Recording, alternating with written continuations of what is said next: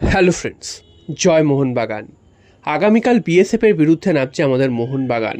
সেই ম্যাচটা মোহনবাগানকে বড় ব্যবধানে জিততে হবে, কালকেরই আমি তোমাদের বলেছিলাম, কারণ ডায়মন্ড হারবার অলরেডি 8-1 গোলের ব্যবধানে বিএসএফকে হারিয়ে রেখেছে। সুতরাং মোহনবাগানকে যদি গ্রুপ চ্যাম্পিয়ন হতে হয়, কালকের ম্যাচটা জিততে হবে এবং ডায়মন্ড হারবার এফসি ম্যাচটাও জিততে হবে। ইনকেস ডায়মন্ড হারবার এফসি ম্যাচটা যদি ড্র করে, সেক্ষেত্রে কিন্তু মোহনবাগানকে কালকের ম্যাচে গোল ব্যবধান বাড়িয়ে রাখতে হবে। তা না হলে কিন্তু মোহনবাগানকে গ্রুপের রানার্স আপ হতে হবে এবং তখন কিন্তু তাকিয়ে থাকতে হবে যে বেস্ট রানার্স আপ হিসাবে যদি পরের রাউন্ডে যেতে পারে। তো সেটা কিন্তু অনেক যদি কিন্তু ব্যাপার থেকে যাবে। তো মোহনবাগানকে চ্যাম্পিয়ন হয়ে, গ্রুপ চ্যাম্পিয়ন হয়েই পরের রাউন্ডে যেতে হবে, এটাই কিন্তু আমাদের টার্গেট হওয়া উচিত এবং যে কারণে পরপর দুটো ম্যাচ আমাদের জিততেই হবে।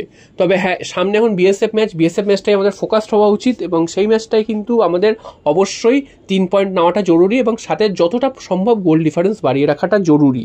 এবার প্রশ্ন হচ্ছে আগামীকালের ম্যাচে তাহলে কেমন দল হতে পারে। তো এখানে বেশ কিছু চেঞ্জেস হতে পারে, সেটা কিন্তু লাস্ট দুদিনেই বোঝা গেছে, কারণ দুজন বিদেশি অলরেডি চলে এসছেন, টম অলড্রেড, আলবার্টো রড্রিগেজ গতকালই এসছেন, তার খেলার সম্ভাবনা প্রায় নেই।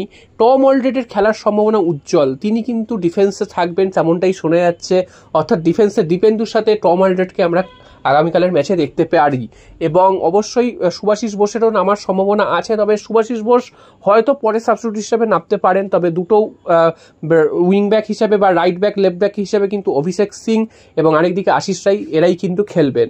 এছাড়া যেমন লিস্টান কোরাসও খেলছেন, তো খেলবেনই বাঁদিক দিয়ে, এবং ডান দিকে মনভীর সিংয়ের নামার সম্ভাবনা আছে।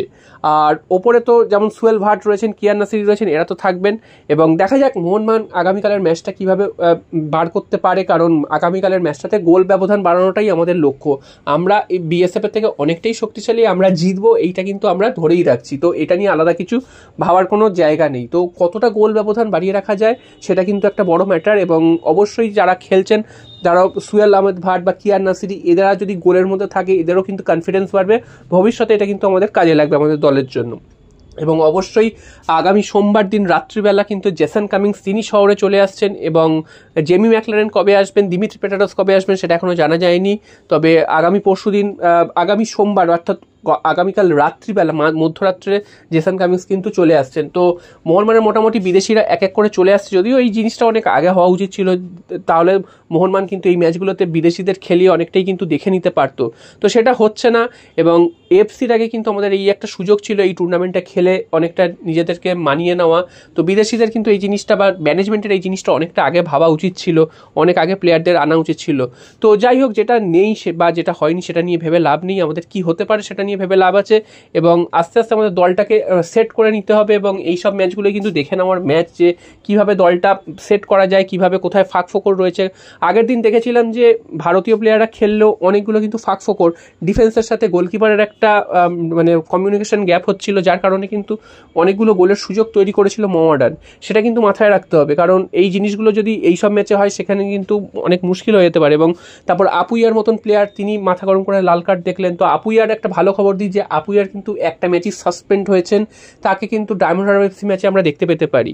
তো এই ম্যাচগুলোতে কিন্তু এই জিনিসগুলোতে ঝালিয়ে নেওয়া দরকার এবং তারপরে কিন্তু ডায়মন্ড হারবার এফসি ম্যাচটা, সেটা কিন্তু একদমই সহজ ম্যাচ হবে না, কারণ ডায়মন্ড হারবার এফসি কিন্তু এবার সব থেকে শক্তিশালী, অন্যতম শক্তিশালী দল ডুরান্ডের। তো সেখানে তারা সব বিদেশিদের নিয়ে খেলাচ্ছে এবং তারা কিন্তু একদম মানে দারুণ ছন্দে রয়েছে এবং গতকাল 8-1 গোলের ব্যবধানে হারিয়েছে বিএসএফকে এবং যারা বিদেশিরা রয়েছে তারা কিন্তু সবাই এক্সপিরিয়েন্সড, অর্থাৎ আইএসএল খেলা বিদেশি। তো সেই বিদেশি নিয়ে ডায়মন্ড হারবার এফসি খেলছে এবং তাদের কিন্তু যারা ভারতীয় প্লেয়াররা রয়েছে তারাও কিন্তু এক্সপিরিয়েন্স। তো সব মিলে কিন্তু মোহনবাগানের জন্য চাপটা কিন্তু অনেকটাই বেশি এবং মোহনবাগানকে অবশ্যই মোহনবাগানের অবশ্যই চ্যালেঞ্জ, যেটা গ্রুপ চ্যাম্পিয়ন হয়ে পরবর্তী রাউন্ডে যাওয়া। তো আমরা আশা করছি আগামীকালের ম্যাচটা একটা বড় ব্যবধানে জিতবো। তো তোমরা অবশ্যই কমেন্ট করে জানাও যে আমরা আগামীকালের ম্যাচটা কত গোলে জিততে পারি, একটা প্রেডিকশন করে যাও কমেন্ট বক্সে।